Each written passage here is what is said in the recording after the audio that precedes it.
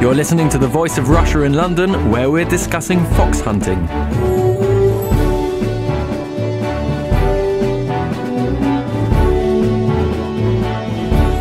Horse riders brandishing horns, dressed in traditional finery and accompanied by baying hounds and thousands of supporters. That was the scene across much of England last month as many of the 320 registered hunts took part in the traditional Boxing Day meet. A magnificent countryside sight or a symbol of unjustifiable cruelty to animals, depending on your point of view.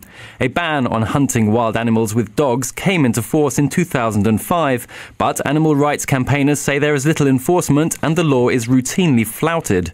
Prime Minister David Cameron is a Hunt member and says he is committed to repealing the ban. But a poll last month found more than 3/4 of respondents supported the ban, and MPs decided not to vote on ending it in the House of Commons because they thought they would lose.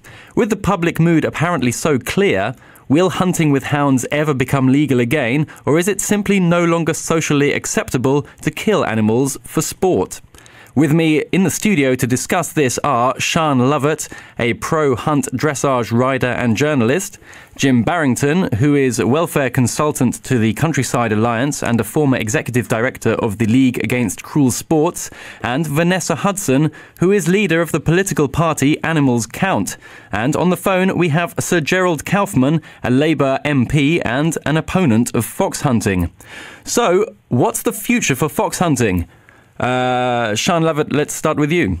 Okay, I think it needs to continue. The ban is absolutely ridiculous. You know, it's been around hundreds of years. It's always seen in the countryside. Banning it is just absolutely ridiculous. Vanessa Hudson. The future for fox hunting is it will remain illegal. It's not going to be overturned, and the state we're in now will continue. Okay, the state we're in now is not perfect, but I don't see in any way, shape or form this ban being repealed. Jim Barrington. The Hunting Act is a ridiculous piece of legislation. Most people haven't read it, but they just think it does some good. The fact that so many decent people oppose it, and the fact that it's the hounds that hunt, not the humans, means that it's got to go, but it should be replaced by a genuine animal welfare law, which will settle this issue. And Sir Gerald. The issue is settled. We passed an act in Parliament, as you say, and that's that. The government, despite the credentials of the Prime Minister and despite faltering efforts to think about repealing it, have realised that there is not a majority in the House of Commons to repeal it, and that's that. Okay, so Jim Barrington, your position is quite interesting because you were against fox hunting and now you've changed your target. Describe how that came about and what your position now is. Well, unlike being just a member of the public who, quite understandably doesn't like to see animals killed, being director of the League, I had to understand the issue a lot more. So I went out to see all forms of hunting, but just as importantly, I went out to see what the alternatives would be. Because unlike the baiting activities and the fighting activities, which sometimes people lump these two together, hunting is not baiting. It is the use of scenting hounds to selectively and, importantly, non-wound the quarry in a management process. If you remove that, something will fill its place. Now, I don't think that what has filled the place from the hunts that have had to restrict their activities, and hunting's not entirely banned, by the way, that it's any good for animal welfare. So quite simply, the Hunting Act has not saved the life of one animal, and it needs to be replaced by a sensible law that has principle at its core. Why hasn't it reduced animal cruelty? Because other things will move in to take its place. As I said, hunting is selective through scenting. It operates very much like wolves or other canines hunt in the wild, taking out the old, the weak and the sick. And it's non-wounding. There is no case of being able to wound the animal. It's either gets away or it gets caught. No other method of control will be able to make that claim. And therefore, simply banning something, which, as I said, is actually the dogs that hunt. It's not the people, it's the dogs that hunt. And as smart as hounds are, they haven't learned to read yet. Yes, well, that's a fair point, isn't it, Vanessa? No, I think there's some confusion here. The Hunting Act of 2004 it was never set out to save the lives of animals. It was set out to prevent people from hunting foxes with dogs, to make that illegal, and that's largely what's happened. It didn't set out to save the lives of foxes, and so it's unsurprising to me that we're even discussing this now. That's not the issue. It's a red herring. But Jim Barrington is saying that it hasn't reduced cruelty to animals. Well, that's a it's separate... increased cruelty. It has not decreased cruelty. That's a separate issue, and it doesn't mean that we go back to fox hunting with dogs because we have a problem with something that's happening now. That's a nonsense argument. But surely, if your organisation is against cruelty to animals, it's something that you would consider, isn't it? If this ban hasn't had any real material impact on the amount of cruelty to animals, it doesn't really matter whether it exists or doesn't exist. Well, it does matter that it exists. I think that's what we're debating now, is whether or not the issue of repeal is likely to happen or not. But the fact that I think there isn't a single person engaged in this debate who would say that the current state of affairs is perfect. We all recognise that there are issues with the way foxes are killed these days. But there is no grounds for saying, OK, this is terrible, let's go back to the days when we had hunting with dogs. That was a great solution. No one on earth would claim that. So what would you like to see happen now? Well, I think it's right that we're not in this year, in 2013, going to have a free vote on the question. I think that's perfectly correct. And I think we carry on debating what we do about managing and controlling fox populations. And I think the first place we need to start is to have a really honest conversation about whether or not we actually do need to control fox populations. Because as far as I know, I don't see any evidence that fox populations are actually causing a problem. Sian Lovatt, you may have a view on this. Can I just ask, do you live in the countryside and do you see the fox population I and do. what's happening? I divide my time between the countryside and the city, so I'm lucky in that I enjoy both perspectives. I come from a similar background to you, Sian, in that I grew up horse riding. Lots of my friends are horse riders, take part in hunting, and my own chickens have been killed at the hands of foxes. So I see the damage that they do, but that's never led me once to think that the solution to that is to go and hunt them on horseback with dogs. It's just nonsensical. So what about the farmer's livelihood that is absolutely ruined because these foxes are, taking away what earns them money and killing what earns them money, their stock? It needs to be reduced, the level of foxes there. I think almost any research that's ever been done into this issue has concluded that the most effective thing any farmer can do is better animal husbandry to protect their animals against fox predation. Particularly in terms of chickens, it's about better fencing in, better methods of keeping your chickens safe. And when my own chickens have died, I'm sorry to say that is the conclusion I've come to, that it was my own fault. I hadn't protected them well enough. When we talk about lamb predation, the number of lambs that die due to foxes, that's less than 5%. So 95% of lamb deaths are caused by something other than foxes. But Vanessa, that's against a background of severe fox control at the moment. That's basically saying that fox control, as it happens at the moment, is working because you're seeing so less. So what is your point? My point is that what's happened is that for political reasons, for prejudice reasons, an activity which is selective, which no other method can be, and non-wounding, which no other method can be, has been banned. This is absolute nonsense. It is not non-wounding. Of course it is. Fox hunting and deer hunting and hare coursing were allowed by law, then the hounds would tear foxes to pieces, leading to the ceremony known as blooding, in which young children had foxes' blood wiped over them to show that they were adult enough to kill other creatures. Well, there's no welfare issue there. That's when the animal's dead. This is not simply a planet for human beings. Of course the not. idea that the whole of the world should revolve about what's convenient to human beings is utterly repugnant. There are billions of other creatures on the face of this earth, and all of them have the same rights as human beings. The fact that we're stronger and that we've got more efficient and effective ways of slaughtering other creatures doesn't mean that we have the right to do it. There are arguments in favor, of course, of killing animals.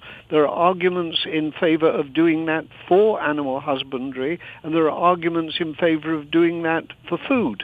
But the idea that it's acceptable for people to put on these ridiculous outfits and go marauding around the country for pleasure, killing animals I just find utterly unacceptable. Oscar Wilde got it absolutely right when he described hunting as the unspeakable in pursuit of the uneatable. You're listening to The Voice of Russia in London, where we're discussing fox hunting. Sian Lovatt, regardless of what one might think of the clothes people on hunts wear, it is Sir Gerald does make an interesting point, which is that animal rights surely are they are approaching a similar status to the way we think of human rights. And as a result, it's simply not acceptable socially, really, to go around, hounding animals who haven't really done anything wrong. They're not exactly being hounded by people. Do you honestly think that They're literally being hounded. They're not. Hounds. Have you ever been to a hunt? Have you ever been involved in one? And I've not been involved in a hunt. No, I've not been involved in a hunt, and I don't want to be involved in a hunt. So how do you exactly know? I've never taken part in a murder, but that doesn't stop me being opposed to murder. I would like to ask a question to Vanessa Hudson here. In the natural world, animals routinely rip each other to shreds. That's how nature works. We do think about cruelty and whether our acts are cruel, but we are also part of the natural world. We can't ban other animals, for example. We can't ban a lion from ripping a zebra to shreds. We don't ban cats from catching mice. Why should we ban a few people from, hunting a fox? Because we have banned it. We have banned it already. With the right to control, with the ability to control what they do. Other creatures are genetically programmed to do certain things. Human beings control what they do, and they control them in many ways. That's what we've got. Why we've got laws against all kinds of crimes. We're a sophisticated mammal. All right, but yes. Jim Barrington. We don't seem to be talking much about animals here. We're talking about humans dressing up, the morality. I cannot see that there's anything moral about taking something out and leaving a worse situation, and that is exactly what the hunt. Worse situation. Oh, absolutely. I'm sorry, Sir Gerald. I'm sorry. It is. There's been millions of pounds spent on the Hunting Act. £30 million to get this piece of nonsense onto the statute book. Well worth it. Millions of pounds more from the public purse in prosecuting hunts and failed prosecutions and what have you. Not one penny has been spent on seeing what the effect is on animals. It's a fundamental misunderstanding of life in the wild to think that of animals in the wild as humans. That's a nonsense. They, for various reasons, will have to be controlled because of their numbers, because of disease, things that do not affect domestic animals. We have to treat them differently. But I would argue very strongly that we should not cause them unnecessary suffering. And that is what your colleague, Lord Donoghue, a Labour peer, has put forward in the House of Lords. There should be a safety net under all these activities, hunting, shooting, gamekeeping, farming or whatever, to say that no one should be allowed to cause unnecessary suffering, and then it would be down to evidence rather than opinion as to how this law is formulated. But how would you define unnecessary suffering? The fact that something is done where there is a better alternative. If I can prove that just in the case of domestic animals, we can kill domestic animals, as you know. But if I think you've caused unnecessary suffering, that's the legal definition of cruelty. And the same principle should apply to wild mammals. So it's broader. It doesn't just cover the 4 hunted species that we have at the moment.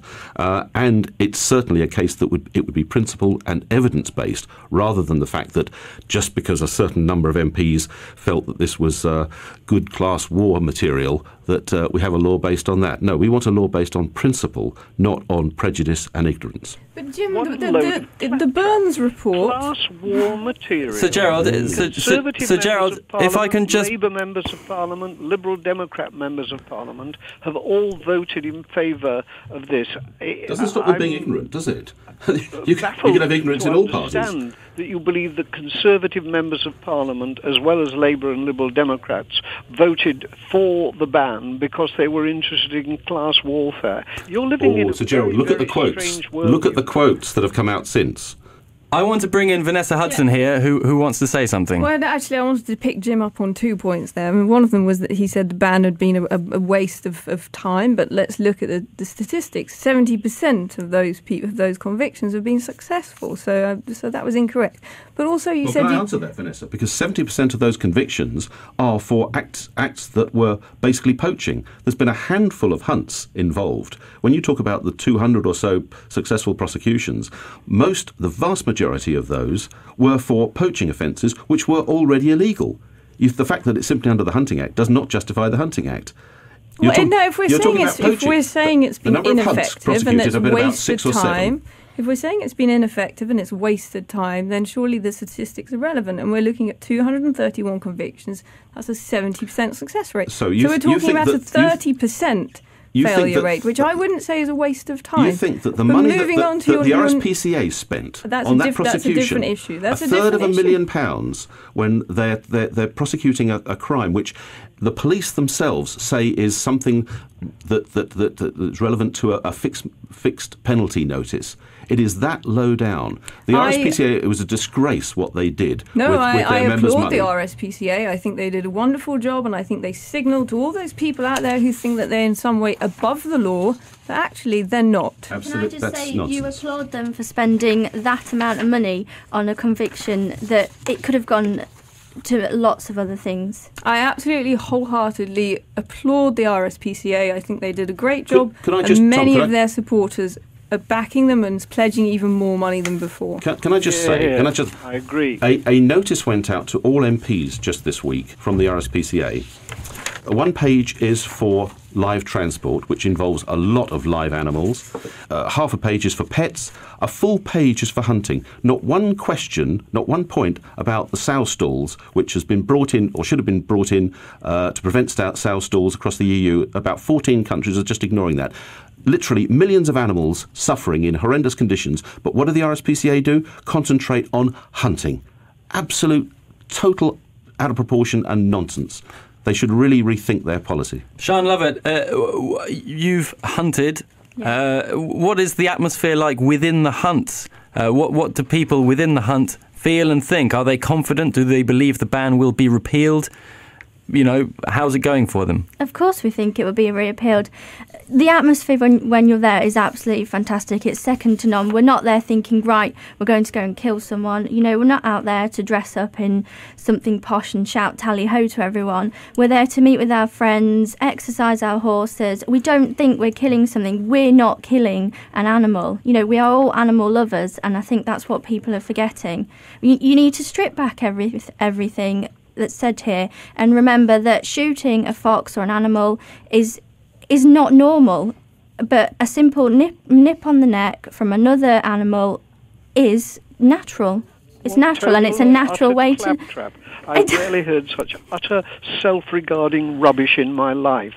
Of course you like that because you enjoy it, but lots of things have been taking place in this country, and what we have is a better society, far, far, far from a perfect society, but a better society. And all kinds of people will complain about controls that are exercised for a better society. So Gerald, do tell us about the mood in Parliament. Cameron is committed to bringing back fox hunting with hounds. So there is a division there within the political establishment, but so far no desire to actually hold a vote because no sense that it would be won. But what are people saying in the corridors of Westminster about it? Look, we are a parliamentary democracy. We operate on the basis of laws passed by Parliament. This law was passed by Parliament. The reactionaries in the House of Lords who tried to stop it were overcome by the use of the Parliament Act.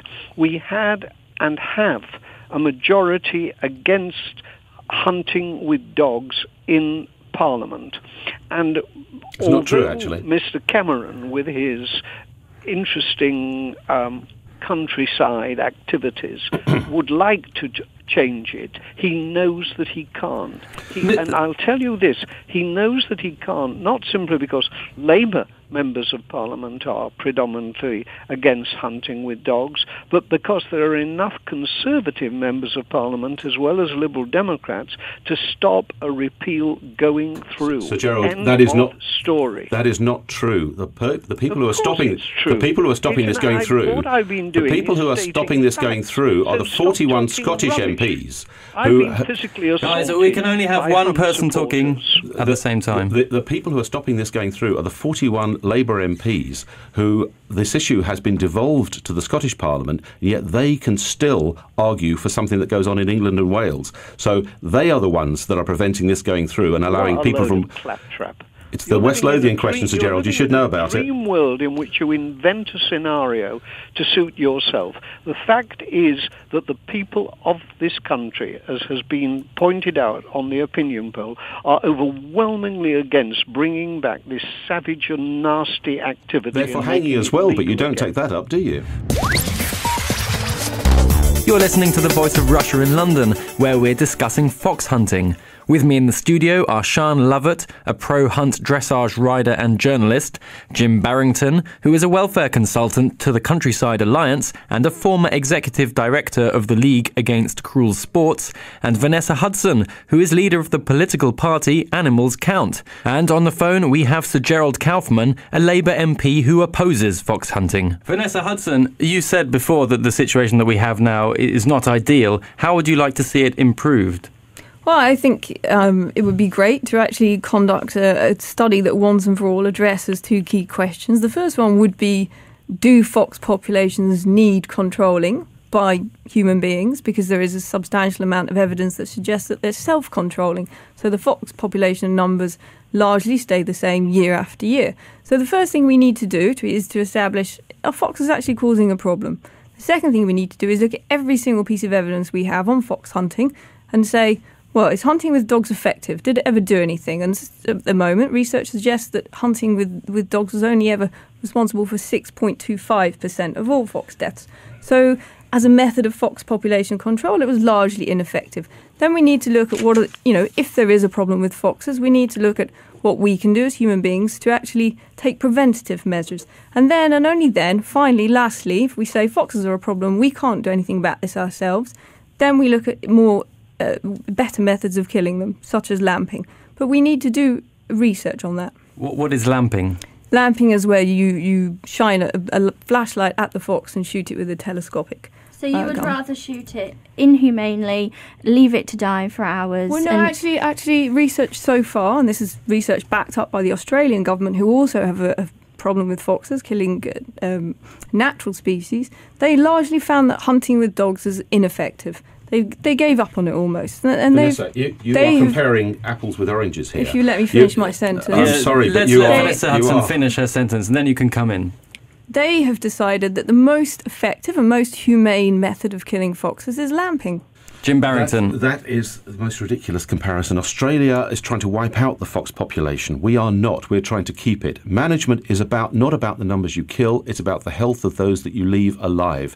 That is what hunting does. It is a method of management. It is not a method of control in that regard. It's a very specific issue of how to humanely kill a fox. And to guarantee that a fox will die within 3-4 seconds, which is what the kill actually takes, cannot be applied to any other method at all. The trouble is this is wrapped up with so much prejudice. What we have to do is go back to what Lord Donoghue, a Labour peer, has said. Let's go back to principle. Let's have a law that says if I can prove that you've caused unnecessary suffering to a wild mammal in any circumstance, that should be acceptable to both pro and anti-hunt people. That is the way forward. That is the way this issue will be settled and taken off the political agenda. Well, so are we saying that the Burns report of 2000 was a nonsense? The Burns report looked at hunting with dogs and Lord against shooting. Burns said that his report does not say that hunting is cruel. Most specifically, Burns says, if you think that we're saying that hunting is cruel, the answer is no. He said that in the House of Lords. Well, no, actually...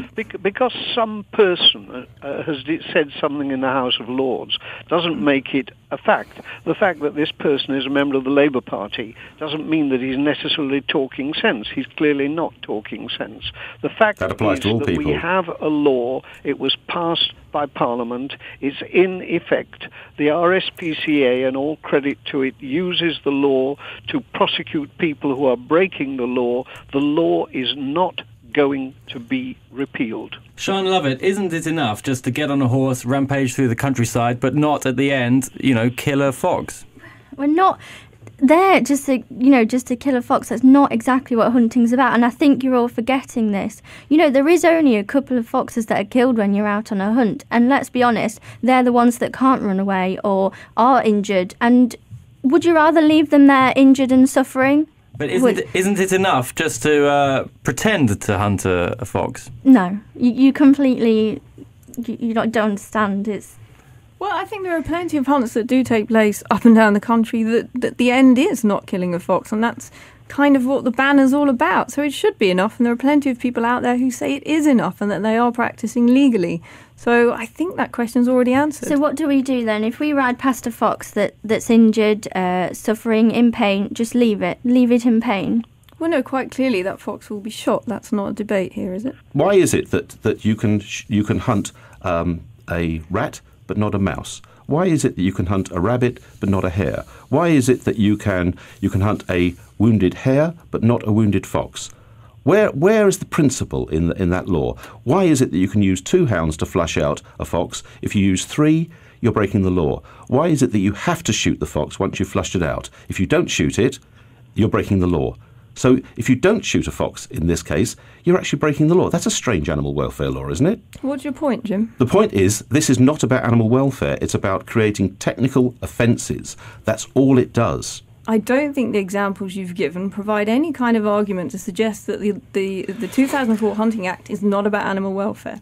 Leaving aside the question of animal welfare for 1 second, I also want to ask about the value of traditional activities, and whether we agree that there is a value in maintaining traditions, and whether it's important for the population to be able to do so. Sir Gerald, do you have a view on that? It depends what the tradition is. There are all kinds of traditions that have gone on in this country for a long time or a shorter time. Folk dancing is charming and delightful and doesn't kill anybody at the end of it. So the fact that something is a tradition doesn't mean that it's sacred. Sian Lovatt, do you believe it's an important tradition? Of course I do. I live in the countryside. It's tradition that we get up on Boxing Day. There's our local hunt going through our local village or town. It's just absolutely crazy. You're not looking at the facts. You're thinking that's cruel to an animal. Let's get rid of it. What about shooting, fishing, anything like that? You're just not looking at the other options. Vanessa Hudson, what about fishing? I'm sorry, but I think we've gone slightly off tack in that we were talking about tradition, and yeah, it's regrettable for those people who hold this tradition dear and feel that the fact that they can't kill a fox at the end of it, that somehow mars the whole tradition.